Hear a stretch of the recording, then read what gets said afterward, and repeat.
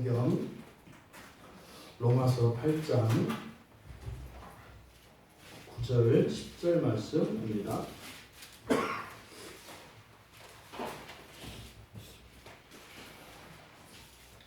로마서 8장 9절 10절 말씀을 우리 같이 한 목소리로 함께 읽겠습니다. 만일 너희 속에 하나님의 영이 거하시면 너희가 육신에 있지 아니하고 영에 있나니 누구든지 그리스도의 영이 없으면 그리스도의 사람이 아니라 또 그리스도께서 너희 안에 계시면 몸은 죄로 말미암아 죽은 것이나 영은 의로 말미암아 살아 있는 것이니라. 아멘. 죽은 몸, 살아 있는 영, 죽은 몸, 생명영, 생명 이렇게 됩니다. 여기서 지금 다루고자 하는 주제, 사실 앞으로 이제 우리가 로마서를 쭉 가보아야 하겠습니다만, 이제 로마서 이제 중간에 이르렀는데, 사실 우리 기독교 신앙에 있어서 가장 중요한 주제입니다. 가장 중요한 주제입니다. 지금 여기서 다루는 주제가 그거죠. 그리스도인은 누구인가 하는 것입니다. 그리스도인은 누구인가. 여러분, 이 세상에 많은 종교가 있습니다. 여러 종교가 있습니다. 또 심지어는 이런 영적 존재, 이런 신을 믿지 않는 사람들도 있습니다. 그저 눈에 보이는 이런 현상들이 다이고 우리의 육체의 감각으로 경험되어지는 물질계가 전부다라고 생각하는 그런 사람들도 있습니다. 여러분, 우리가 한번 생각을 해봅시다. 저마다 사람들이 종교를 가지고 있고 인생관, 이런 가치관들을 다 가지고 살아갑니다. 그러면 각 종교에서 추구하는 그 궁극에 다다른 사람들, 또 심지어는 이런 유물론자도 마찬가지예요. 이런 세속적인 사람 가운데에서도 이 세속의 사람들이 가장 바라는 것을 다 이룬 사람, 그 대표들이 한 자리에 모여 있다고 한번 생각을 해보십시오. 모든 것을 다 이룬 사람들이에요. 그 사람들이 모였을 때 각자 자기들이 이룬 것, 그 성취에 대해서 이야기를 하지 않겠습니까? 그러면 간단하게 그냥 이제 단순화를 시키는 것입니다만, 만약에 불교도가 이제 그 사람들이 불교도로서 불교에서 불교의 경전에서 가르치는 그 모든 것을 다 이룬 사람이에요. 어떤 사람이 그 사람이 한마디로 얘기할 겁니다. 나는 이것을 얻었습니다. 그러면 불교도가 이야기하는 그 최종적인 성공, 성취, 그게 뭘까요? 그것은 불교에서 가지고 있는 인생과는 매우 비관적입니다. 그래서 그 사람들의 목적은 이 윤회에서 벗어나는 것이에요. 왜냐하면 존재 자체가 생즉고입니다. 살아있다는 것 자체가 이 고통에서 벗어날 수가 없어요. 그러니까 생으로부터 무의 상태가 되는 겁니다. 그것이 이제 현지적으로 누리는 것은 마음의 평화예요. 그래서 이런저런 환경에서 일어나는 환경의 변화에 요동하지 않고 평정심을 유지하는 겁니다. 그래서 이런저런 생각도 들어오지 못하고, 그래서 불교에서 가장 핵심이 되는 게 이제 우리가 죄라고 하는 것이 탐진치라고요.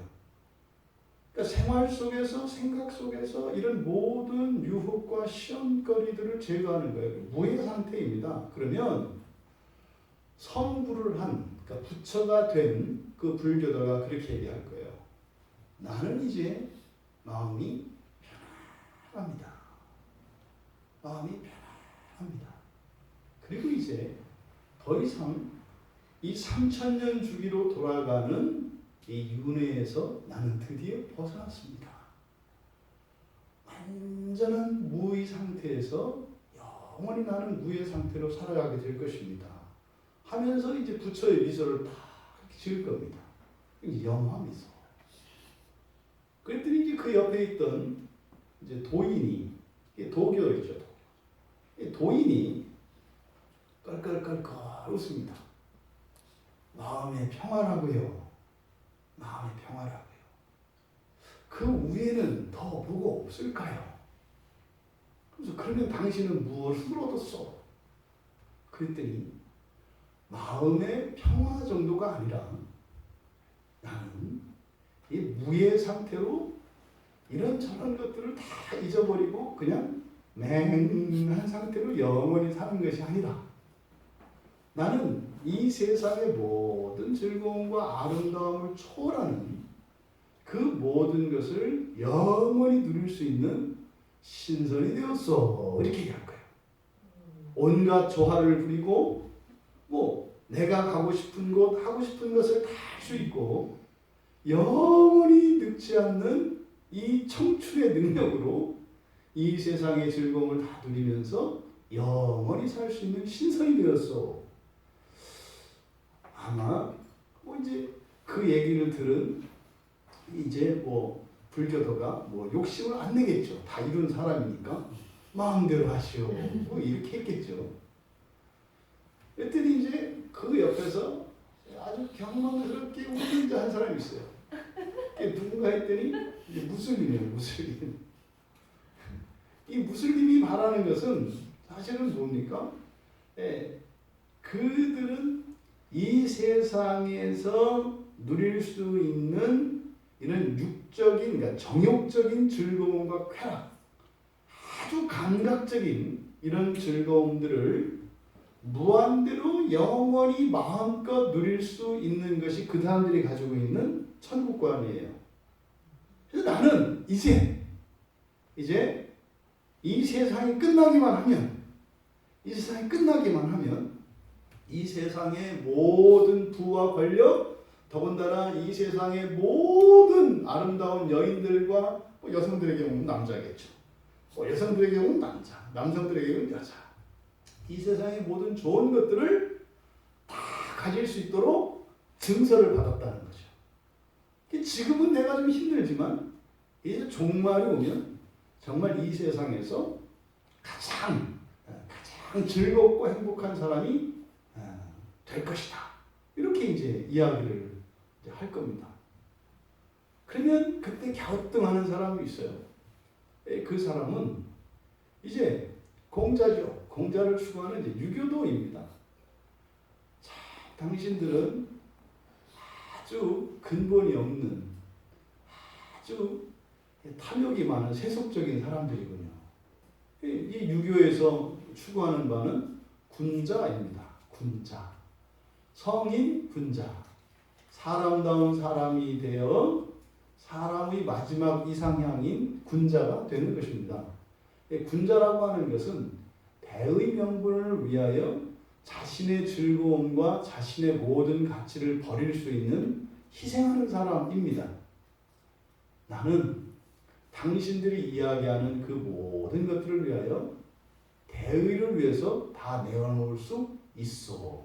뭐 이렇게 얘기를 할 겁니다. 그러니까요, 이제 육아의 사람이 이야기하는 건 그거죠. 대의 명분에 자신의 모든 것을 기꺼이 내어놓을 수 있는 성인 군자가 되었다는 거죠.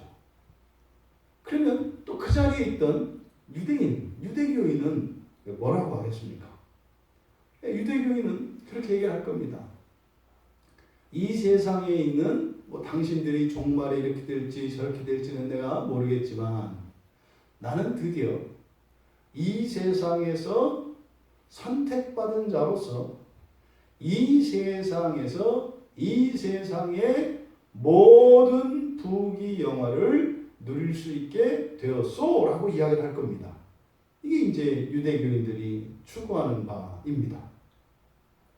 그러면 이제 마지막으로 남은 한 사람, 그게 이제 무신론자입니다.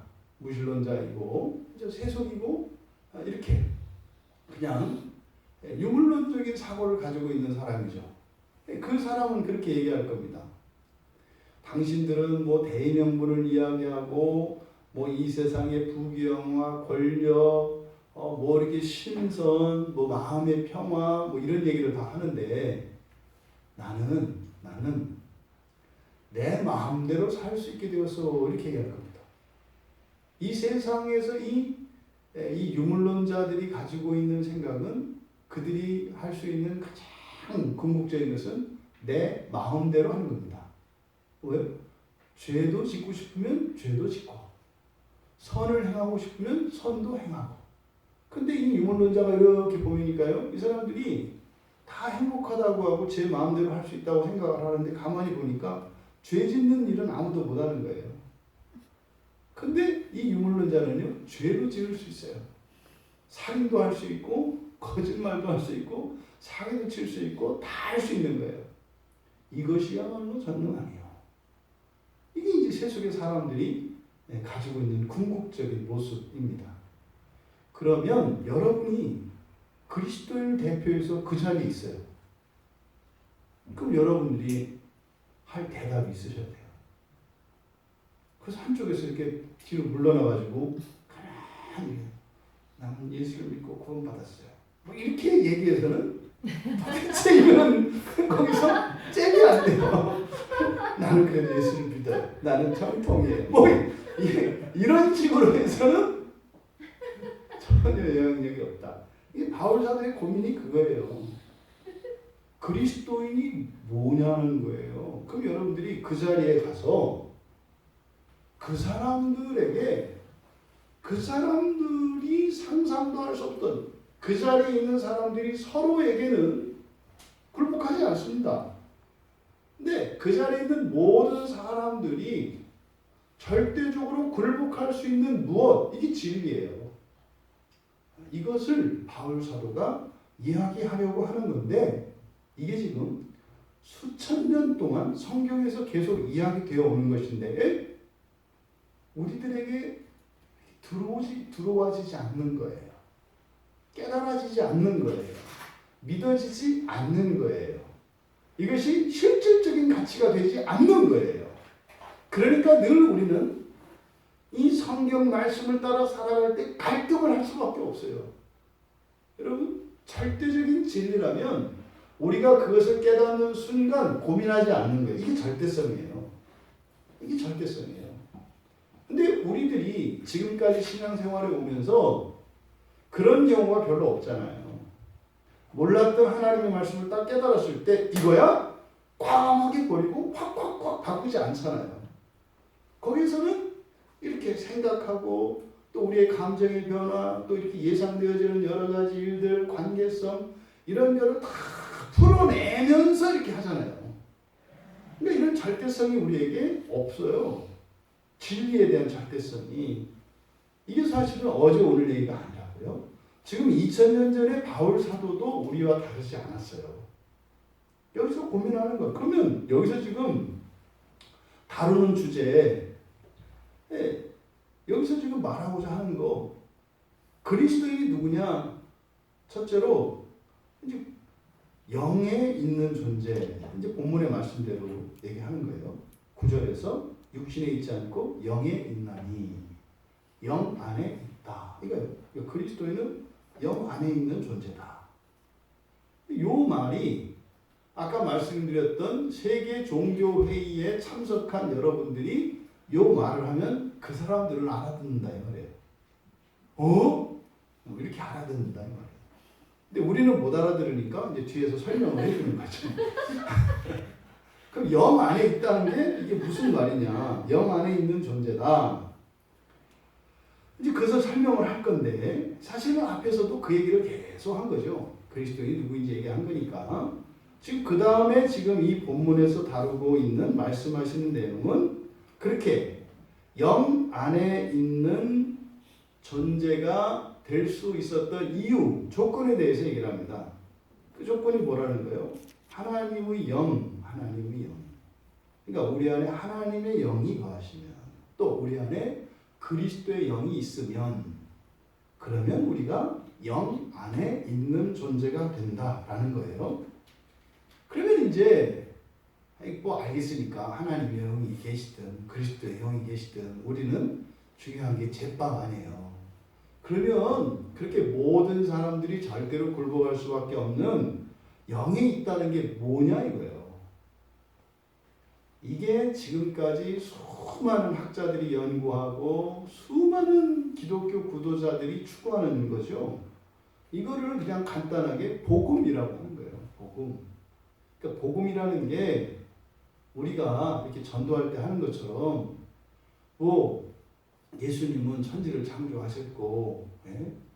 뭐 우리의 모든 죄를 다 지으실 수 있는 하나님이시고, 그분이 나를 대신해서 십자가에 죽으셔서 내가 예수를 믿기만 하면 내 모든 죄가 다 사해지고, 그래서 나는 부활하게 될 것이고, 영원히 하나님 나라의 기업을 유업으로 받고 영생을 할 것이다. 뭐 이제 말을 우리가 이렇게 얘기하는데 사실 그게 무슨 뜻인지 아는 사람이 없어요. 그러니까 이제 뭐 한쪽은 막 강요하는 쪽이 있고 한쪽은 죽겠는 쪽이 있는데 뭐 더 훌륭한 사람이 옳은 게 되죠. 전하는 사람이 훌륭하면 듣는 사람이 따라올 것이고, 듣는 사람이 훌륭하면 전하던 사람이 맥 빠져서 떠나갈 테고. 진리에 따라서 결정이 되는 게 아니라 사실은 전하는 사람과 듣는 사람의 관계성에 의해서 일어나죠. 물론 거기에 이제 성령의 역사가 일어나서 전하는 자가 형편없이 모자라고 부족한 사람인데, 그 사람을 능가하는 어떤 사람이 그 복음을 듣고 마음에 어떤 변화가 일어나요. 이게 이제 성령의 역사로 오죠. 근데 실제적으로 성령의 역사를 빼면 우리들이 일상에서 일어나는 일은 개인의 비교입니다. 그래서 전하는 자와 전하는 사람에 따라서 결정이 된다고요. 그런데 이제 실제 복음 전도는 성령에 의해서 일어나는 거죠. 그러니까 성령께서 일하시는 것은 뭐예요? 진리를 진리되게 하는 거예요. 근데 진리를 진리되게 하는 게 뭐예요? 나보다 못한 게 자기보다 훨씬 뛰어난 나한테 뭔가 있다고 얘기하는 거 보니까 뭐가 있긴 있나 보네. 내 말을 듣고는 내가 모르겠다. 그래서 관심을 갖는 거죠. 그게 이제 성령께서 일으키는 거예요. 그러니까 예수 그리스도에 대한 관심, 호기심, 이것을 갖게 해서 이렇게 말씀이 선포되는 자리에 나오게 하죠. 근데 결국은 그 사람도 진리를 깨닫지 못하면 먼저 자신에게 전했던 그 사람과 다를 바 없이 돼요. 이게 지금 벗겨지지 않은 복음의 껍질이라고요. 근데요, 바울은 그걸 확실히 알았어요. 그것을 지금 여기서 전하려고 하는 것입니다. 사실은 이미 여러분들은 껍질이 벗겨진 사람들이에요. 왜냐하면 그 복음을 우리가 계속 이야기를 했었기 때문에. 이 말씀을 통해서 우리들이 평소에 나누던 그 말씀들이 더욱 선명하고 구체적으로 살아나기를 바랍니다. 그 목적은 단지 진리를 수호하고 진리를 드러내는 데 목적이 있지 않아요. 여러분입니다. 여러분의 인생이 변하고 여러분의 존재가 변하고 여러분이 속해 있는 가족, 사회, 모든 공동체, 심지어는 그 시대가 여러분 한 분으로 인하여 이 구원의 은혜가 펼쳐지기를 바라는 것입니다. 진리는 절대로 자신을 변증하지 않아요. 그럴 필요가 없어요. 진리는 이렇게 변증되어야 진리가 된다면 그건 진리가 아니에요. 진리는 그냥 진리인 것입니다. 그렇다면 이렇게 진리가 변증의 방식으로 우리에게 전해지는 목적은 뭐예요? 그 진리의 수혜자가 되는 여러분들을 가로막고 있는 것들을 제거함으로써 참으로 이 진리의 생명력이 여러분에게 나타나기를 목적으로 변증의 방식으로 이야기를 하는 거죠. 그럼 먼저 영에 있다는 것이 무엇인가? 이 문맥에서 바로 앞에 9절 앞에 8절에 있는 내용이 육신에 있는 자들은 하나님의 기쁘시게 할 수 없다 이렇게 되어 있어요. 그러니까 8절은 육신에 있는 자들이에요. 그죠? 9절은 바로 너희는 이렇게 되어 있어요. 전부 주어가 강조되어 있거든요. 9절 10절이. 9절에서는 너희를 강조해요. 너희. 바로 너희는 그래서 8절에 염두에 두고 있는 거죠. 하나님을 기쁘시게 할 수 없는 자들이 아니라 바로 너희는 뭐예요? 하나님을 기쁘시게 할 수 있다는 거예요. 여러분, 여기서 하나님을 기쁘시게 한다 라는 의미가 뭘지 여러분 속으로 대답을 해보세요. 하나님을 기쁘시게 한다는 게 뭘까? 하나님을 기쁘시게 한다는 게 뭘까? 뭐 하나님 좋아하는 일을 내가 한다는 건가? 그건 뭐지? 내가 날마다 성경 보고 날마다 기도하고 날마다 전도하고 내게 있는 것을 뭐 이만희가 좋아하는 것처럼 뭐 재산도 갖다 바치고 뭣도 바치고 다 이렇게 하는 거 이걸 말하나? 여러분 스스로 답을 해보세요. 하나님을 기쁘시게 한다. 육신에 있는 자들은 하나님을 기쁘시게 할 수 없다. 그럼 이거는 뭐 그러면 예수를 안 믿는 사람들은 한만 착한 일을 해도 구원받지 못한다. 소용없다. 근데 예수를 믿는 나는 못된 짓을 해도 나는 자식이니까 기뻐하신다. 나는 특별히 선택된 존재다. 그러니까 영 안에 있다는 것은 내가 예수를 믿는 걸 말하고 나는 못돼 먹어도 어쨌든 하나님 자녀라는 뜻이구나. 이렇게 해석할 수도 있어요. 그렇게 하셔. 근데 여기서 말하는 기쁘시게 한다는 의미는 굉장한 거라고 했잖아요. 그렇죠? 기쁘시게 한다는 것은 질서를 그리고 한계를 뛰어넘을 수 있는 일을 하게 하는 거라고 했어요. 그럼 하나님을 기쁘시게 한다. 이게 뭘까? 여러분이 하나님을 기쁘시게 할 수 있는 것은 딱 한 가지밖에 없어요. 딱 한 가지. 그게 뭘까요? 여러분 다 하시는 거예요. 여러분 다 하시는 거예요. 그때 여러분이라는 것은 하나님이 계획하신 여러분의 존재의 완성이에요. 완전한 하나님 자녀 되는 것. 이것 이외에는 우리가 하나님을 기쁘시게 할 수가 없어요. 근데 하나님을 기쁘시게 하는 그것은 완성된 상태라야만 하나님을 기쁘시게 하는 게 아니라 완성을 추구하며 나아갈 때도 하나님이 기뻐하시죠. 그러니까요. 우리가 이렇게 세상에 유혹을 줬지 않고 하나님의 말씀에 인도되어 나아갈 때 기뻐하십니다. 기뻐하십니다. 근데 이것은요, 벗어나면 또 기뻐하지 않으십니다. 하지만 우리의 존재가 완성이 되었을 때 그때 기뻐하시면 영원한 것이죠. 무한한 것이죠. 그래서 바로 영 안에 있다는 것은 하나님을 기쁘시게 할 수 있는 이유가 된다는 거예요. 그러니까 여러분들이 영 안에 있다고 하는 이유는 하나님을 기쁘시게 한다는 것인데, 하나님을 기쁘시게 한다는 것은 여러분의 존재가 완성될 수 있다는 뜻이다. 여러분, 영에 있는 자들은 육신에 있는 자들과 달라요. 이거를 거룩하다 이렇게 얘기합니다. 육신에 있는 자들과 다른 영에 있는 자들은 거룩하다. 거룩하다는 의미는 뭐예요? 하나님을 닮아가는 사람들이라는 뜻이에요. 하나님의 자녀가 되어간다는 뜻, 되어간다는 의미입니다. 이것을 이 뒤에 로마서에서 보면 14절에는 하나님의 아들이라고 되어 있어요. 14절에. 무릇 하나님의 영으로 인도함을 받는 사람들은 뭐라고요? 하나님의 아들. 이게 지금 기뻐하십니다. 또 24절에서는 이것을 보이지 않는 소망이라고 해요. 보이지 않는 소망. 눈에 보이는 소망 같으면 뭐 그걸 우리가 따라가느냐 이 말이에요. 예? 보이는 소망이 소망이 아니니 보는 것을 누가 바라겠느냐. 보는 거는 누구? 불교, 유교, 무슬림, 유대교 이런 사람들이 다 추구하는 거예요. 그리스도인들이 바라는 것은 보이지 않는 소망이라는 것은 뭐예요? 한계를 넘어서는 소망입니다. 한계를 넘어서는. 이게 지금 하나님의 기뻐하심이에요. 그리고 28절에는 뜻대로 부르심을 입은 자들이라고 해요. 이걸 예정이라고 하죠. 뜻대로 부르심을 입은 자들. 야, 하나님을 사랑하는 자, 곧 그의 뜻대로 부르심을 입은 자들. 그의 뜻대로 뭐예요? 이게 하나님이 기뻐하시는 거예요. 29절에서는 그들을 하나님이 미리 아신 자들 이렇게 얘기해요. 아신 자들. 30절에서는 미리 정하신 자들이라고 얘기를 합니다.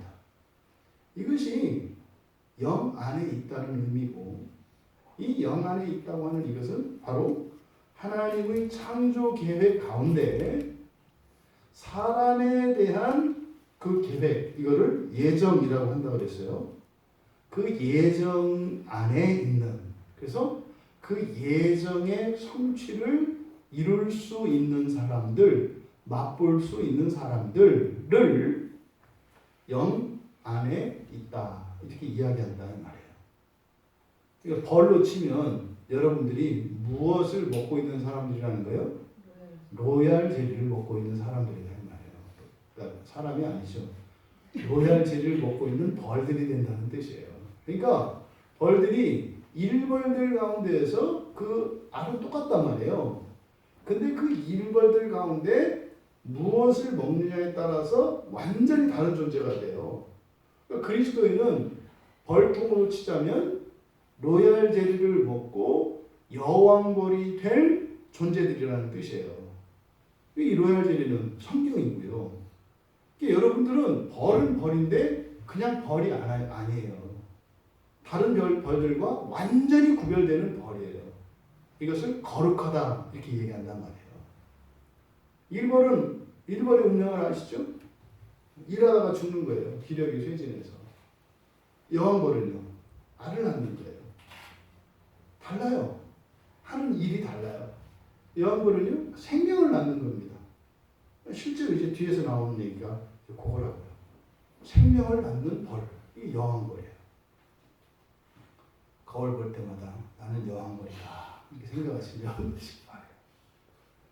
그렇다면 여기서 영 안에 있으면 하나님을 기쁘시게 할 수 있다 했으니까, 기쁘시게 한다는 것은 우리의 존재 완성이라고 했어요. 존재 완성, 완전함, 이걸 뭐라고 합니까? 성경적인 용어로 의라고 한다고요. 의가 완전함이에요. 의가. 그러니까 이제 영 안에 있는 사람은 하나님을 기쁘시게 할 수 있는 그 완전함의 증거들, 열매들을 맺을 수가 있겠죠. 그러니까 이 영 안에 있는 사람들은 율법의 의의 열매를 맺을 수 있는 사람들입니다.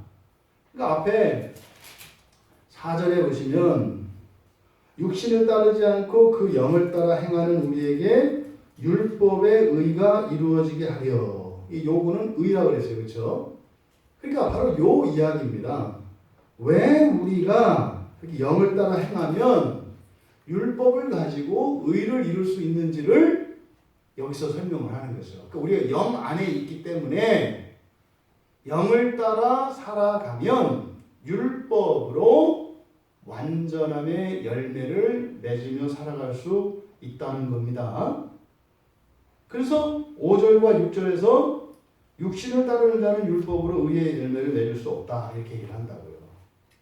그러니까 우리가 영 안에 있기 때문에 율법으로 의를 이룰 수 있다. 갈라디아서 5장 16절과 17절은 이 말씀과 매우 비슷한 말씀을 줍니다. 제가 읽어드리면 내가 이르노니 너희는 성령을 따라 행하라. 그리하면 육체의 욕심을 이루지 아니하리라. 육체의 소욕은 성령을 거스르고 성령은 육체를 거스르나니 이 둘이 서로 대적하므로 너희가 원하는 것을 하지 못하게 하려 함이니라. 그러니까 영 안에 있으면 의를 이룰 수 있지만 육체 안에 있으면 의를 이룰 수가 없어요. 왜요? 육체가 의를 이루는 것과 반대로 가기 때문이라는 겁니다. 그러면 여러분, 이 성령 안에 있다. 성령 안에 있다. 에베소서 2장 22절에서는 성령 안에 있다고 하는 의미를 에베소서 2장 22절에서는 성전이 된다 그래요. 하나님이 거하실 처소가 되기 위하여 이렇게 얘기해요. 성령 안에서 하나님이 거하실 처소가 되기 위하여 그리스도 예수 안에서 함께 지어져 가니라. 지금 뭘 얘기하는지 아시겠죠? 완전한 존재를 얘기하는 거예요. 완전한 존재. 이것을 에베소서 2장 22절에서는 하나님이 거하실 처소라고 얘기한다고요. 이거를 성전이라고 해요. 그러니까 그리스도 안에 있는 이들은 전부 다 뭐예요? 성전이에요. 여러분들이 성전입니다. 그런데 이것은 진행형이에요. 현재 우리에게는. 예수 그리스도 안에서 함께 지어져 가요. 개별적으로 지어져 가는 게 아니에요. 같이 지어져 가요. 함께요. 어느 누구도 홀로 되는 것이 아니라 우리는 그리스도의 몸으로서 함께 갑니다. 그러니까요. 광야교회 교회는 광야교회로서 지어져 가요. 여기서 발을 떼면 안 돼요. 그래서 또 광야교회는요. 한국교회라고 하는 이 보편교회 안에서 지어져 가는 거예요. 여기서 이탈하면 안 되는 거예요.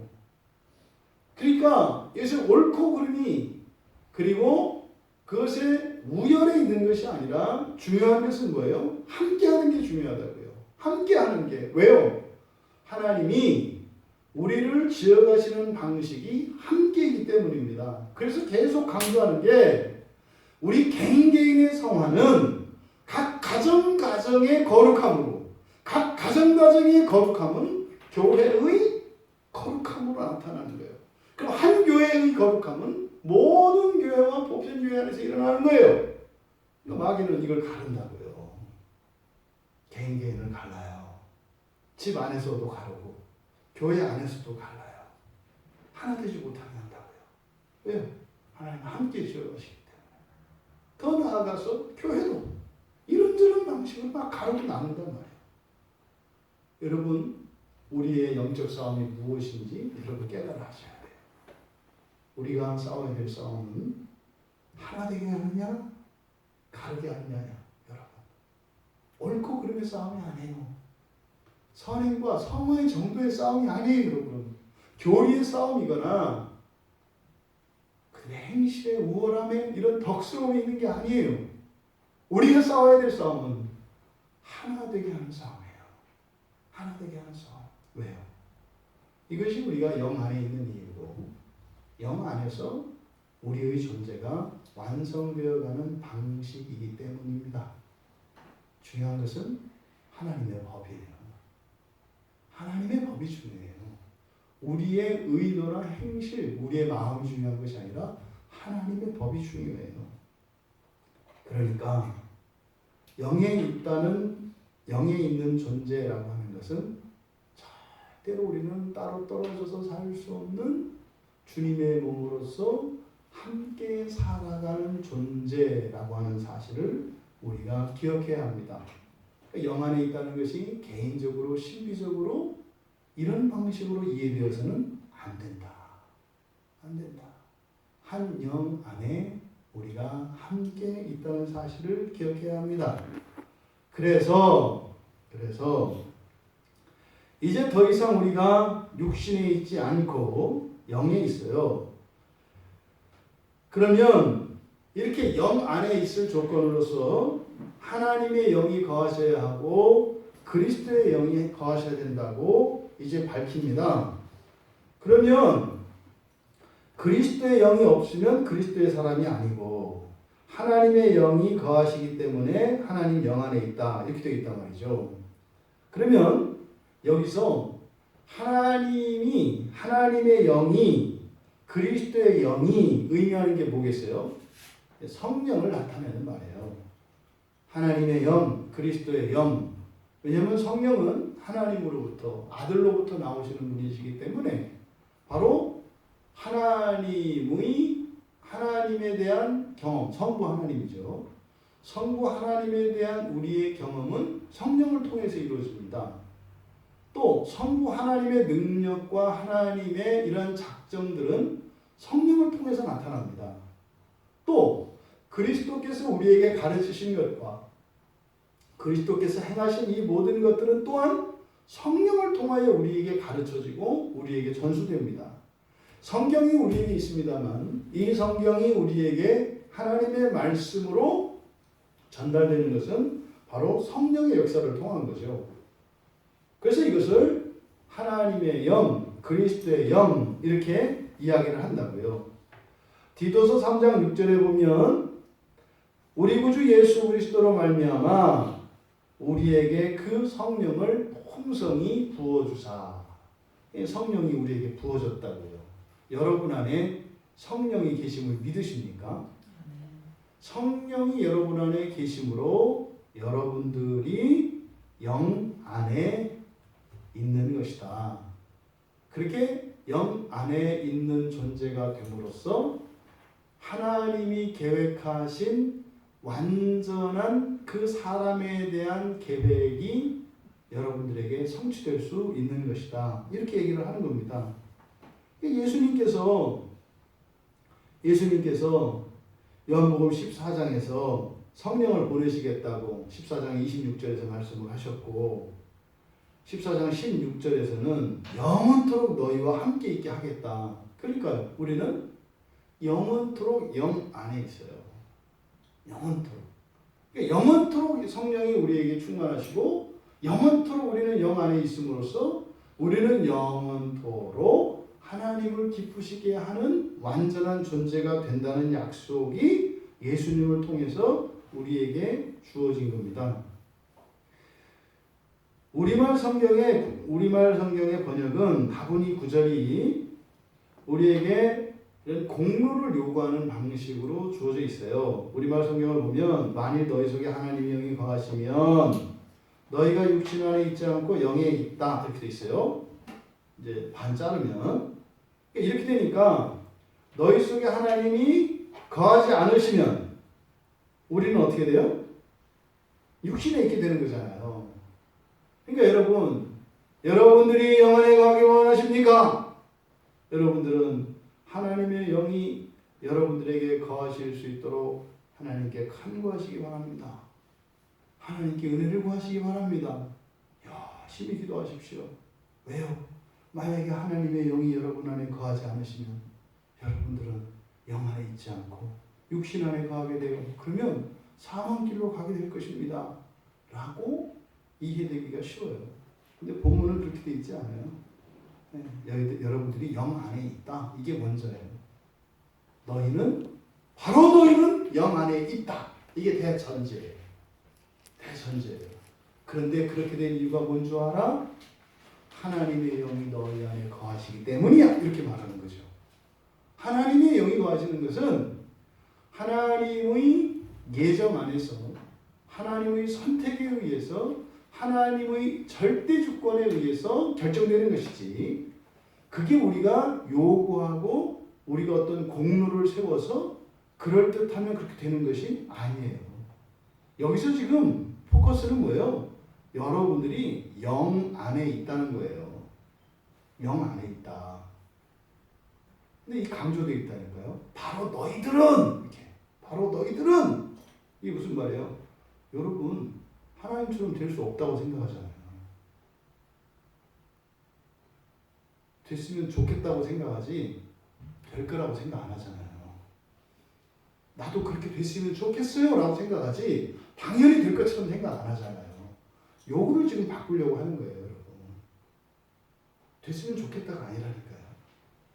우리가 가지고 있는 것은 미래에 대한 기대나 바람이 아니에요. 우리가 가지고 있는 소망이라니까요. 소망은 이미 된 거라고요. 근데 문제는 이 소망을 가로막는 게 불신이에요. 안 될 수도 있다는 생각. 저도 그렇게 되길 바라지요. 근데 제가 한 짓을 제가 알기 때문에 제가 그렇게 열렬히 그렇게 그리스도인으로 살지도 않고 하루 24시간 중에서 23시간 59초를 딴 걸 바라면서 사는데 어떻게 제 주제에 그렇게 될 수가 있겠어요. 그것과 상관없다는 거예요. 그 다음 문제예요. 다음 문제. 지금 대전제에 관한 것이에요. 바로 여러분들은 영 안에 있다고 바울 사도가 말씀합니다. 근데 그 이유가 뭐라고요? 먼저 하나님의 영이 우리 안에 거하시기 때문이라는 거예요. 이 사실을 여기서 이야기하려고 하는 겁니다. 그러니까 여러분, 우리가 영 안에 있어서 완전한 존재가 되는 것은 변함이 없어요. 변함이 없어요. 그런데 이것이 되어지는 진전의 정도와 또 되어지는 방식의 차이가 있어요. 어떤 사람은요, 사는 동안에 이것을 이루는 사람이 있어요. 어떤 사람은요, 죽고 난 뒤에까지 끌고 가는 사람이 있다 이 말이에요. 그래서 성령 충만을 이야기하는 게 뭐예요? 성령 충만을 입지 않으면 영 안에 있지 않고 하나님을 기쁘시게 할 수 없다는 얘기가 아니에요. 뒤에 가서 그렇게 된다는 거죠. 성령 충만을 입어야 되는 이유가 뭐예요? 현재적으로 최소한 이 생에서 하나님을 기쁘시게 하는 존재가 되기 위해서 성령 충만이 필요한 거예요. 끊임없이 성령이 여러분에게 부어져야 한다고요. 이것을 일반적으로 은혜라고 합니다. 이것의 목적은 사는 동안, 아니 그보다 더 빨리 하나님의 온전한 존재가 되는 거죠. 그래서 우리가 성령 충만을 구하는 것이지, 마치 우리가 하기에 따라서 될 수도 있고 안 될 수도 있는 그게 아니다. 여러분들이 이것을 정확하게 정리하시기를 바라요. 그래서 이 본문에서는 너희는 영 안에 있다. 육신 안에 있지 않고 영 안에 있다. 여기서 지금 사용되는 육신이라고 하는 말과 10절에 몸이 나와요. 이 몸이라고 하는 것은 소마입니다. 소마는 9절에서 말하는 육신은 사르스로서 심판의 대상으로서의 육체예요. 멸해져야 할 육체예요. 우리가 입고 있는 이 몸이에요. 근데 이 소마라고 하는 것은 바로 장차 부활해서 우리가 온전한 상태가 되었을 때 육체와 영혼을 다 가지게 되는데, 그 육체의, 그러니까 부활체의 육신의 시작이 소마예요. 그러니까 사르스에서 소마로 바뀌어야 되는 거거든요. 그러니까 더 이상 여러분들은 육신에 있지 않아요. 그러니까 심판의 몸 가운데 있지 않아요. 왜요? 앞서서 예수님이 말씀하셨잖아요. 이 육체를 어떻게 하셨다? 심판하셨다 그랬잖아요. 심판하셨다. 그래서 그리스도인이 죽는 것은 심판이 아니에요. 죽음은 심판의 결과로 들어온 것입니다만, 그리스도인들의 죽음은 심판의 결과로서 죽는 게 아니라 뭐예요? 변화의 시작이라고요. 변화. 그래서 사르스가 소마가 되는 거죠. 이제 뒤에 소마에 대해서 이야기를 하겠습니다만, 그래서 여러분들은 바로 영 안에 있다고 하는 사실, 근데 그것의 공로는 하나님의 영, 그리스도의 영이 있기 때문이라고 하는 사실. 그러면요, 영 안에 있는 사람을 그리스도의 사람이라고 얘기합니다. 그리스도의 사람, 이것이 의미하는 바는 여러 가지로 해석될 수가 있어요. 그리스도에게 속한 사람이라고 들을 수 있어요. 그리스도의 사람이니까 나의 무엇. 그래서 그리스도를 주격의 소유격으로, 그래서 그리스도에게 속한 자 이렇게 이야기할 수도 있어요. 또 소유격이 가지고 있는 것은 동격의 소유격이 있어요. 그리스도의 사람이 뭐겠어요? 그러니까 그리스도와 같은 사람, 하나님의 아들을 의미하는 바죠. 여기서는 동격으로 봐야죠. 그러니까 성령이 하나님 아버지의 영, 그리고 그리스도의 영이 우리 안에 머무는 자들은 사람이 아니라 누구다? 그리스도와 같은 사람. 이거를 하나님의 아들이라고 한다고요. 이거를 신인이라고 한다 이 말이에요. 새 인류라고 한다 이 말이에요. 더 이상 사람이 아니다. 사람이 아니다. 그렇다면 이제 10절에서는 영에 있는 사람, 우리 그리스도인들이죠. 영에 있는 그리스도인들의 이 존재의 상태가 무엇인지를 10절에서 설명을 합니다. 이게 우리의 실존이에요. 그리스도께서 너희 안에 계시면 몸은 죄로 말미암아 죽은 것이나 영은 의로 말미암아 살아있는 것이니라. 여기는 이제 동사가 없어요. 이 10절 문장에는, 본문에는. 동사가 없을 때 보통 이제 비동사를 생략한 것으로 봐서 그냥 주어와 보호의 관계를 해석을 합니다. 그래서 그리스도께서 너희 안에 계시면, 이게 지금 구절의 연장선이에요. 영 안에 있는 사람이죠. 그러면 몸은 죄로 말미암아 죽은 것이나, 근데 여기 이제 원문은 그렇게 안 돼 있어요.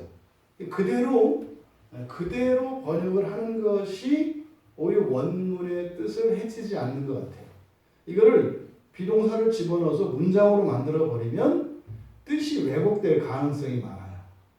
그러니까 제한을 한다고요. 그래서 이것은 그냥 그대로 두는 게 좋은 것 같아요. 그대로 직역하면 그런 거예요.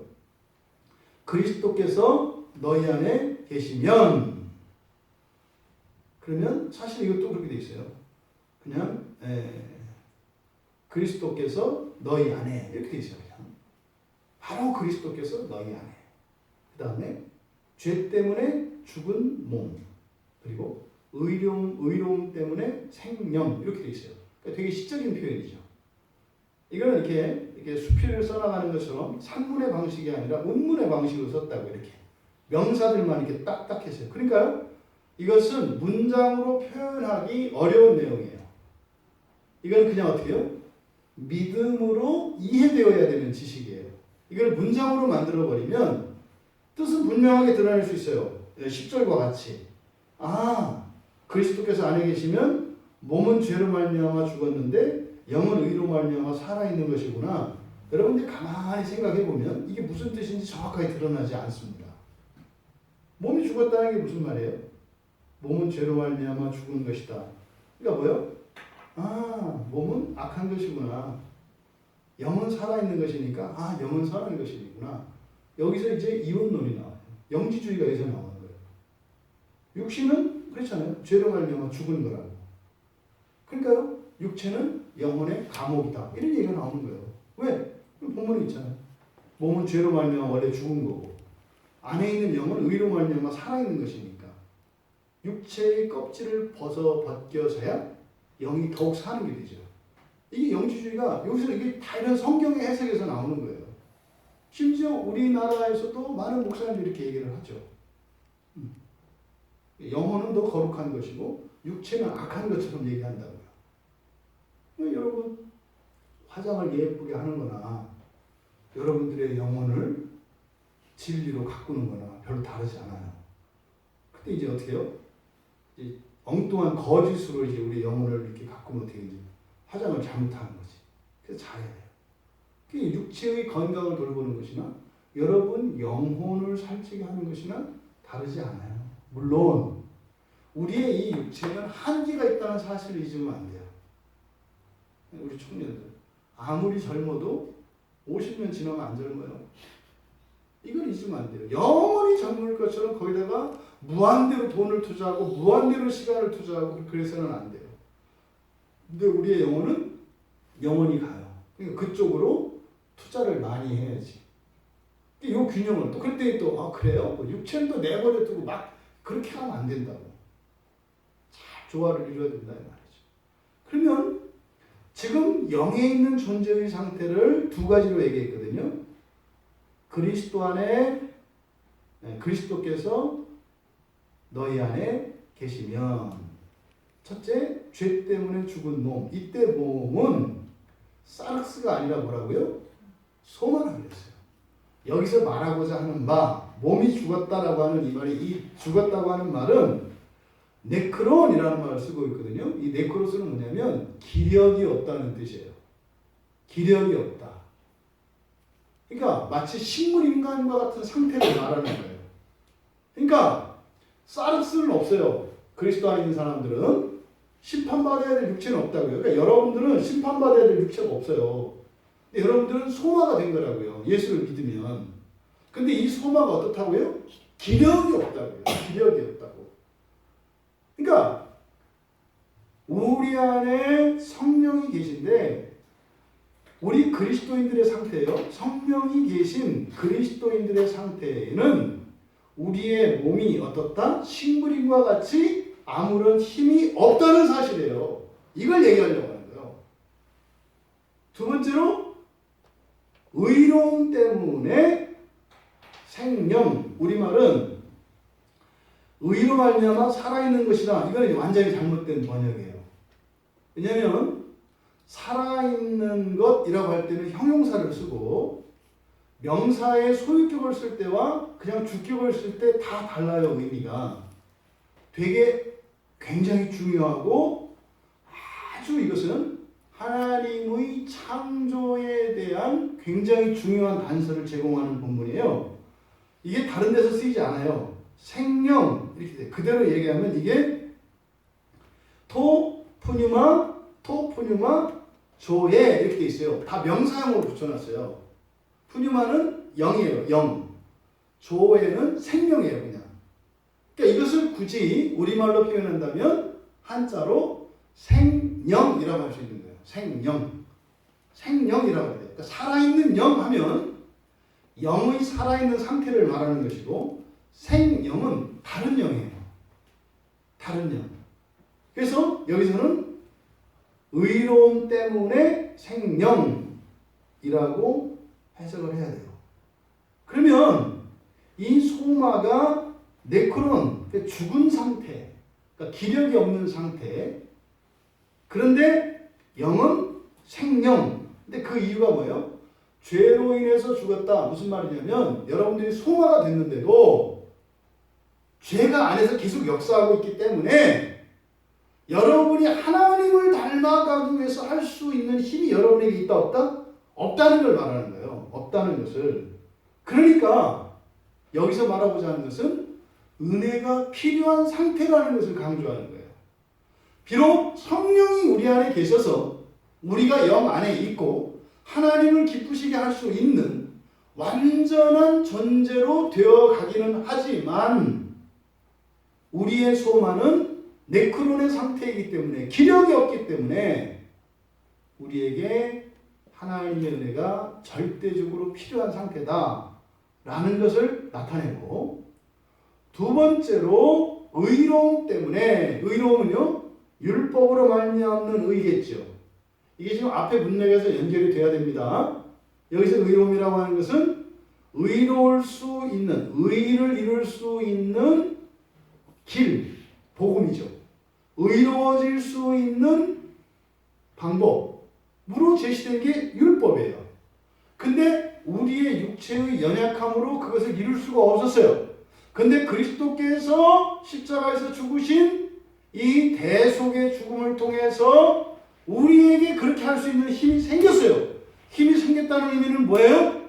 드디어 복음으로 구약에 제시되어진 율법을 가지고 의의 열매를 맺으며 그 율법의 유익을 누릴 수 있게 되었다는 거예요.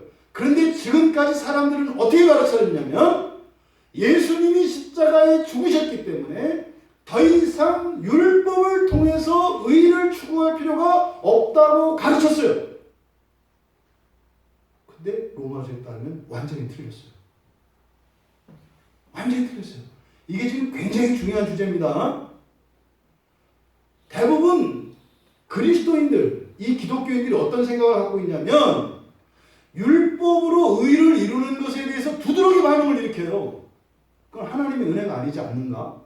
공로를 얘기하는 것 아닌가? 저거 알미니안 아니야? 이렇게 얘기한다고요. 알미니안들이 이야기했던 이것이 이 성경 구절에 근거하는 것인지는 모르겠어요. 근데요, 율법으로 의를 이룰 수 있도록 하신 것이 십자가 사건이지, 더 이상 율법으로 의를 이루지 않아도 되게 한 것이 십자가 사건이 아니라고요. 한국 교회 안에 있는 대부분의 목사님들이 이렇게 가르쳐요.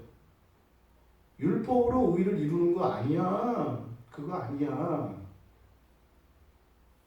예수님이 다 해주신 거야. 할렐루야 아멘 하면서 맨날 속으로 캥기면서. 진리는 그렇지 않아요. 확실해요. 우리가 피해가려고 한 겁니다. 뭐를? 구약 성경을 성경에서 뜯어내려고 한 거예요. 말은 구약과 신약이 다 성경이라고 그래. 그러면서 실제로 가르치는 건 뭐예요? 구약을 뜯어낸다니까요. 그러면 우리가 율법이 우리에게 아무 소용도 없으면 그걸 왜 봐요? 유대인들은 고생했는데 니들은 고생 안 하는 거구나.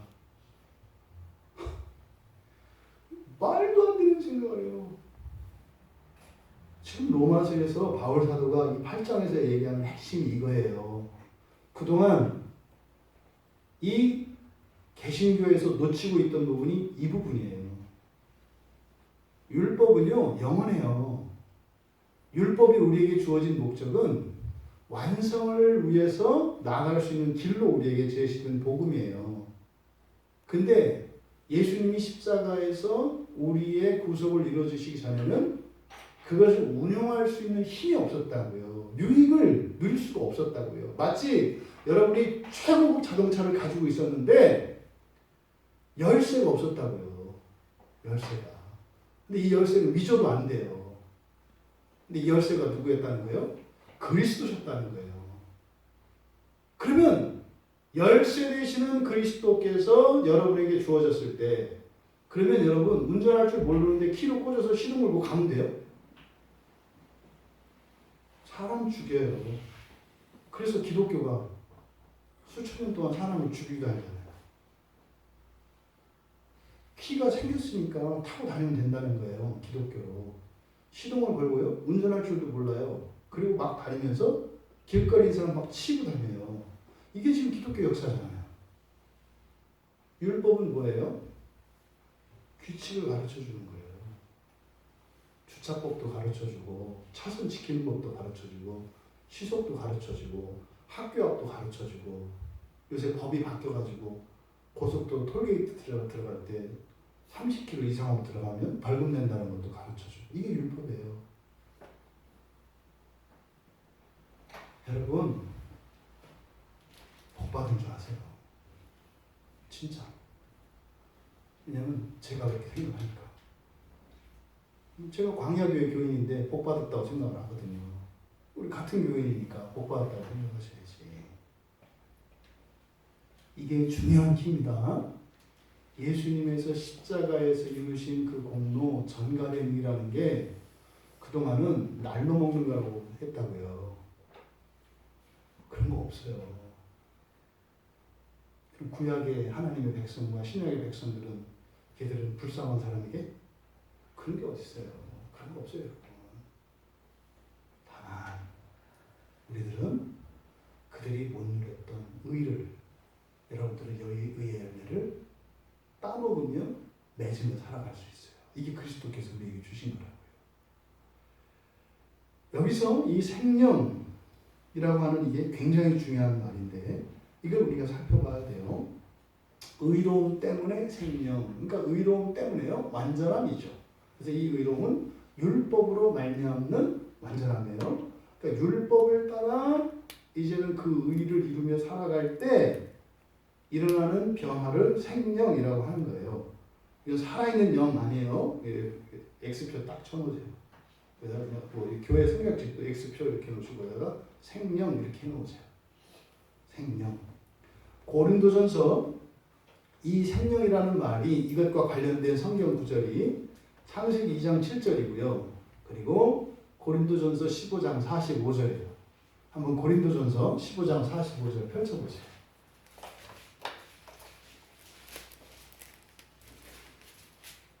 이게 짝이 되고 연결되는 본문이에요. 그러면 고린도전서 15장 45절 우리 같이 읽겠습니다. 시작. 기록된 바 첫사람 아담은 생명이 되었다 함과 같이 마지막 아담은 살려주는 영이 되었나니. 번역 잘못되었어요. 그래서 우리가 성경 번역이 잘못되어 있으면 진리에 다다를 수가 없어요. 진리라는 것은 하나님이 우리에게 가르쳐 주신 그 내용을 알 수가 없다고요. 단어를 바꿔버리면. 여기서 첫사람 아담은 이 이중 번역된 거거든요. 사실은 아담이 사람이라는 뜻이에요. 아담이. 그러니까 성경에는 그냥 첫 아담 이렇게 되어 있거든요. 이때 아담은 우리가 아는 아담과 하와의 그 아담, 그 고유명사로서의 아담이 아니라 사람이에요. 사람. 그러니까 그냥 아담 빼고 첫 사람 이렇게 하면 돼요. 첫 사람은 생명이 되어 있다 이렇게 되어 있거든요. 이때 생명은 살아있는 생명이라는 뜻이에요. 이게 영이 아니에요. 살아있는 생명이에요, 그냥. 왜 이렇게 영이라고 번역을 했냐면 영은 푸뉴마예요, 푸뉴마. 여기에 사용된 단어는 푸시케예요. 푸시케는 생명이에요, 생명. 살아있는 생명 이렇게 돼요. 첫 사람은 살아있는 생명을 위하여 이렇게 돼 있어요. 첫 사람은 살아있는 생명이 되는 게 목적이었다는 얘기예요. 두 번째로 마지막 아담은 여기 지금 똑같이 있잖아요. 앞에는 첫사람 아담을 했잖아요. 첫 아담 하든지 아니면 뭐 마지막 사람 하든지 이렇게 되는데 여기서 자체도 이렇게 다르게 놓으니까 다른 말 같잖아요. 그러니까 마지막 사람, 이 에스카톨로지는 종말을 뜻해요. 종말. 그러니까 사람의 처음 창조와 사람의 끝을 얘기하는 거예요. 여기서 마지막 아담 하면 여러분들은 딱 누구를 떠올려요? 예수를 떠올리는데 그렇게 떠올리면 안 돼요. 여기서 마지막 사람이라는 뜻은 종말에 완성되는 부활되는 사람을 말하는 거예요. 그 부활되는 사람의 예표로서 예수님이 오셨죠. 근데 예수님도 어떤 몸을 가지고 있었어요? 갇히는 몸을 가지고 계셨잖아요. 완전한 몸을 갖고 계시지 않았어요, 예수님이. 딱 한 번 변화산상에서만 보여주셨거든요. 그래서 여기서 고린도전서 15장 45절에 마지막 아담을 예수님으로 연결시키면 안 돼요. 이거는 부활하는 사람을 말하는 거예요. 흙으로 지은 첫사람, 그리고 마지막에 완성되는 사람, 즉 인간의 존재의 변화가 어떻게 되는지를 나타내 주는 거예요. 그러면 이 마지막 사람, 마지막 아담은 우리말 성경에는 살려주는 영 이렇게 되어 있거든요. 그러니까 여기는 푸뉴마예요. 근데 좀 어려운 단어일 수도 있어요. 이게 그냥 살려주는 이라는 말이 아니에요. 이게 조오 포이운 이렇게 돼 있어요. 조오 포이운. 이거는 조운이라고 하는 말과 포이에요는 만들다 창조하다라는 뜻이에요. 포운은 생명체라는 뜻이에요. 그러니까요, 생명체를 창조하는 이런 뜻이에요. 여기서는 살려주는이 아니에요. 뭐 이렇게 링거 놔주고 주사가지고 고쳐주는 이게 아니라 여기서는 뭐다? 창조를 말해요. 뭐를? 생명체를 창조하는, 그러니까 살려주는 이라는 말이 생명체를 창조하는 이라는 뜻이에요. 그러니까 마지막 사람은 생명체를 만드는 영. 아멘.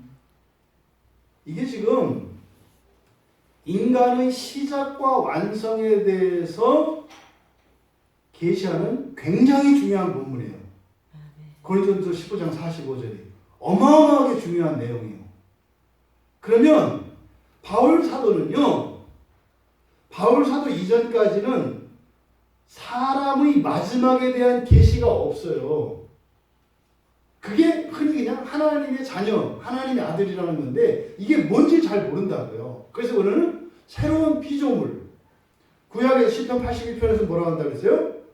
너희들 신이라 한다고 그랬잖아요. 그러니까 신, 하나님의 아들, 새로운 피조물, 이 정도예요. 천사와 동등한 자, 이 정도예요.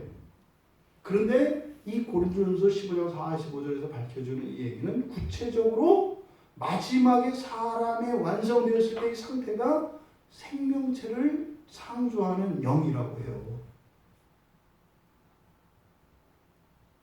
지금 마귀들이 뚜껑 열렸어요. 이 제일 싫어하는 말이에요. 이 제일 싫어하는 말이에요. 천사들이 하는 일은 뭐예요? 주어진 일하는 영들이에요. 일하는 영이에요. 창조하지 못해요. 근데 사람의 마지막이 어떻게 된다고요? 창조하는 영이래요.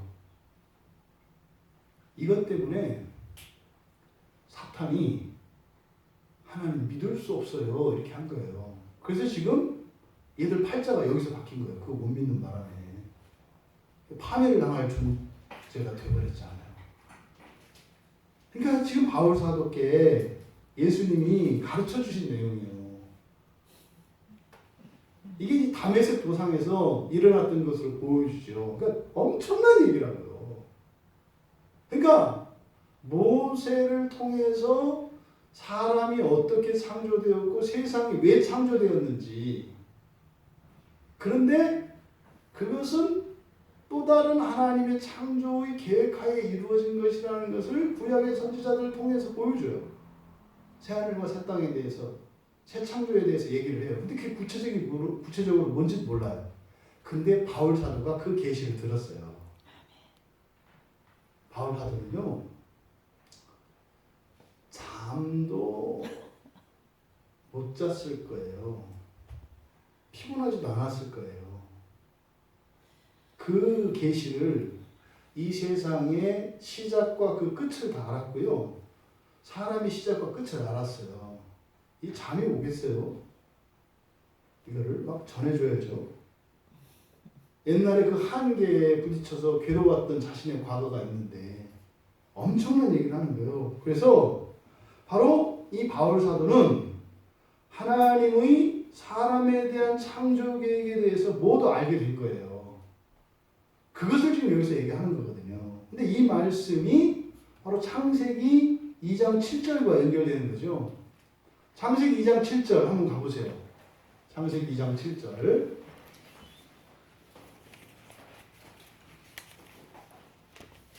굉장히 중요한 본문이에요. 이건 사람의 기원에 관한 것이니까. 창세기 2장 7절 같이 읽습니다. 여호와 하나님이 땅의 흙으로 사람을 지으시고 생기를 그 코에 불어넣으시니 사람이 생명이 되니라. 여기도 생명이 되니라 이렇게 해놓으니까 이게 문제가 되는 거예요. 여기서 생명으로 번역된 이 단어, 이게 바로 뭐예요? 그냥 살아있는 생명이에요. 여러분, 무엇이 무엇으로 됐어요? 흙이 사람이 됐잖아요. 흙이 사람이 됐잖아요. 그러니까 처음에는 어떻게 돼요? 흙으로 사람을 빚으셨잖아요. 그럼 이건 그냥 흙이었어요. 근데 이렇게 이건 뭐가 돼요? 사람 인형이 되는 거예요. 토부가 되는 거 아니에요? 예, 흙이고 그냥 흙으로 작품을 만드신 거잖아요. 토예요, 토. 예? 그 진시황이 그 불멸을 위해서 그 땅 속에다가 넣어놨던 그 토, 사람의 모양을 해놨잖아요. 그러니까 그냥 흙덩어리가 작품이 됐어요. 그래서 토부가 됐어요. 사람의 모습으로. 그런데 이걸 어떻게 했다는 거예요? 살렸다는 거예요. 그러니까 맨 처음에 흙으로 창세기 2장 7절에서 하나님의 창조의 목적은 생명이 없는 흙을 무엇으로 만드셨다? 생명이 있는 존재로 만드셨다는 거예요. 그러니까 하나님이 사람을 만드실 때 2단계의 계획이 있어요.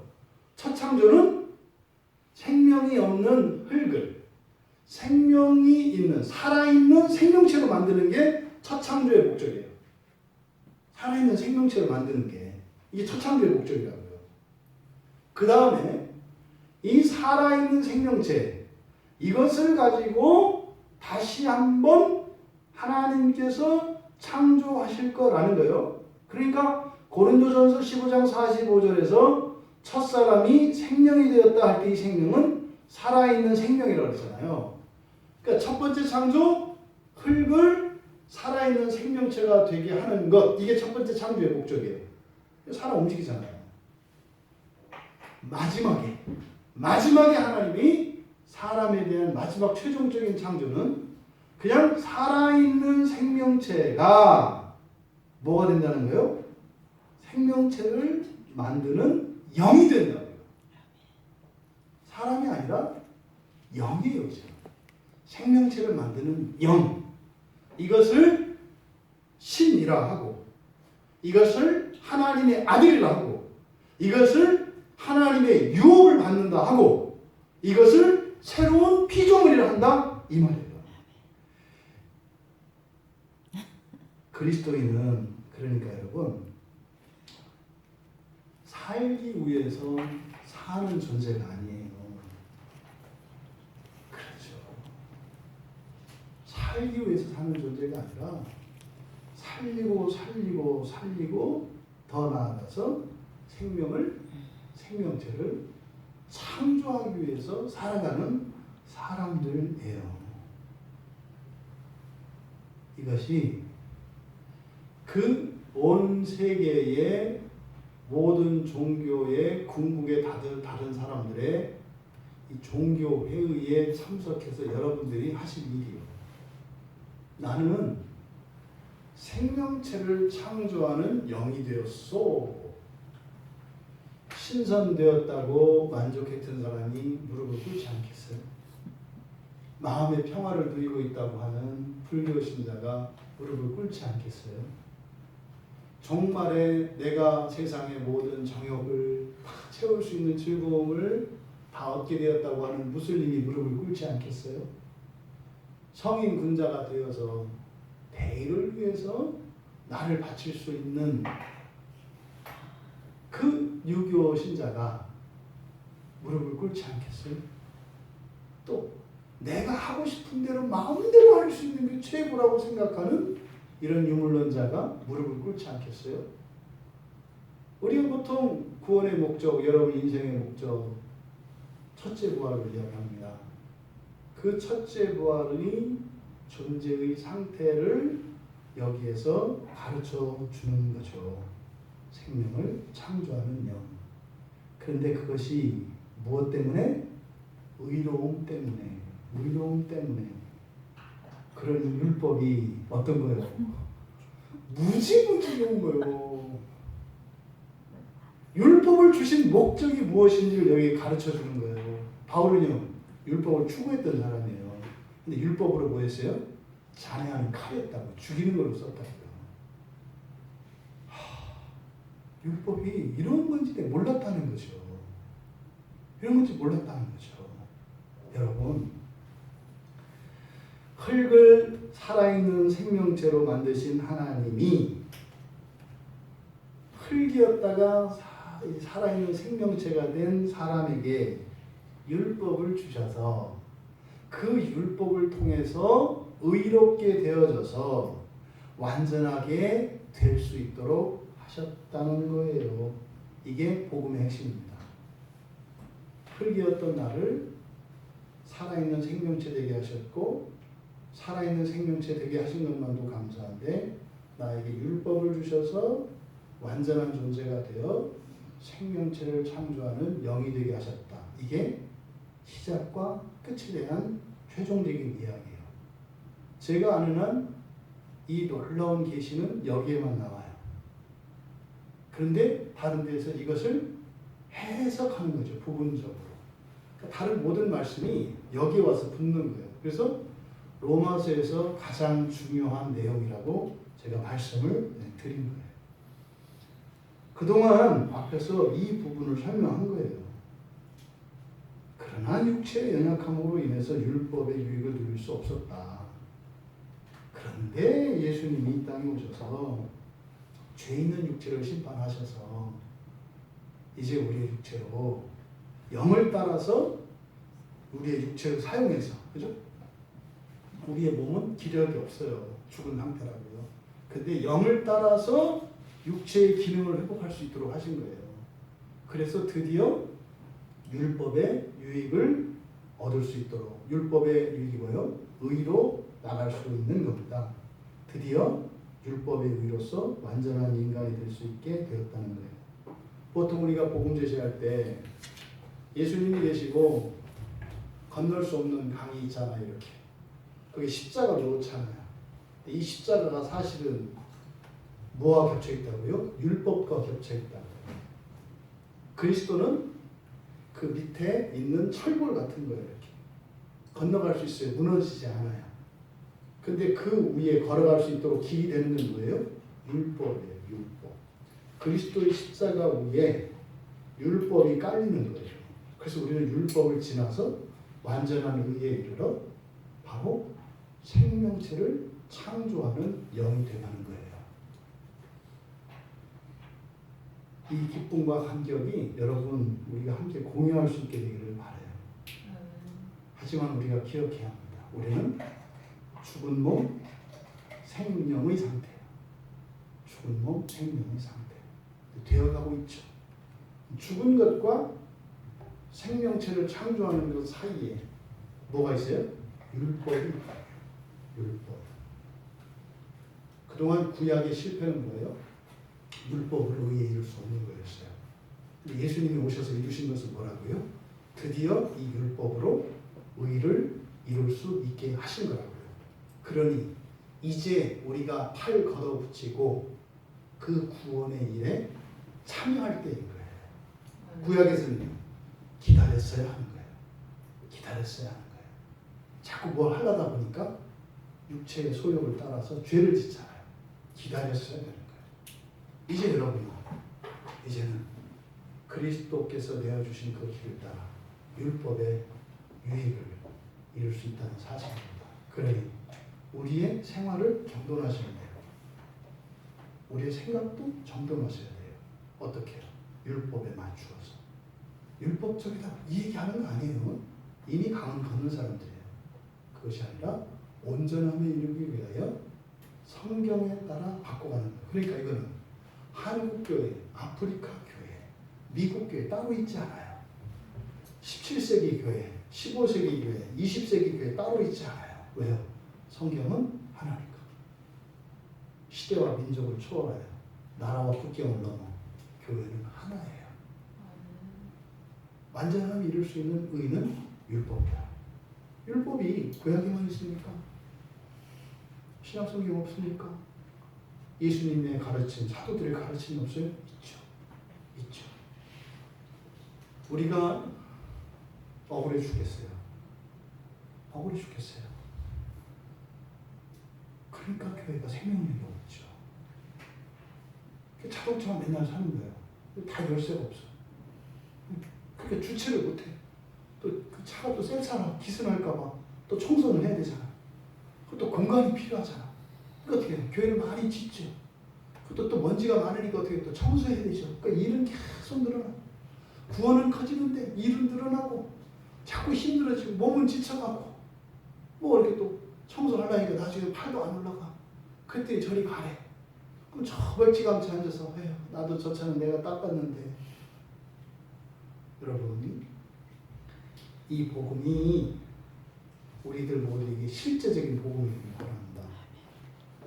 그래서 정말 생명으로 생명이 되기 위하여 지으심을 받은 여러분들의 것을 기억하시고 그것이 우리의 인생과 신앙의 목적이 되기를 주님의 이름으로 축원합니다. 말씀을 생각하며 우리 잠시 기도합시다. 여러분들은 참으로 성경의 가르침에 따라 여러분들의 생활 방식을 바꾸고 여러분들의 생각을 바꿀 용의가 있으신가요? 시대에 뒤졌다. 이렇게 살면 사람들한테 손가락 받는다. 율법주의자다, 공로주의자다, 뭐 이런 얘기 나올 수 있습니다. 충분히. 그것을 가지고 고민할 것이 아니라 정말로 흙덩어리가 살아있는 생명이 된 것으로 만족하시렵니까? 아니면 생명체를 창조하는 영으로 지으시고자 하시는 하나님의 그 궁극적인 그 완성에 참여하길 원하십니까? 선택은 여러분이 하십시오. 더욱 신구약에 있는 모든 하나님의 가르침, 이 말씀들을 우리가 가벼워할 수 없습니다. 왜? 그것을 통해서 완전함에 이를 수 있기 때문입니다. 이게 뭐 시민적인 법이냐, 시민법이냐, 도덕법이냐, 뭐 형식법이냐, 이런 가르는 자체가 악한 것이었습니다. 하나님의 말씀 율법이고 완전한 의에 이룰 수 있는 유일한 길이고 복음입니다. 여러분들이 선택하시고 우리의 몸은 죽었습니다. 우리가 은혜를 구해야 하는 이유가 여기 있습니다. 우리 모두 다 그 영광스러운 부활을 향하여 나갈 수 있도록 하나님 말씀으로 인도하여 주시고 은혜를 달라고 또 이 땅의 모든 그리스도인들이 그렇게 될 수 있도록 은혜를 달라고 우리 같이 기도합니다.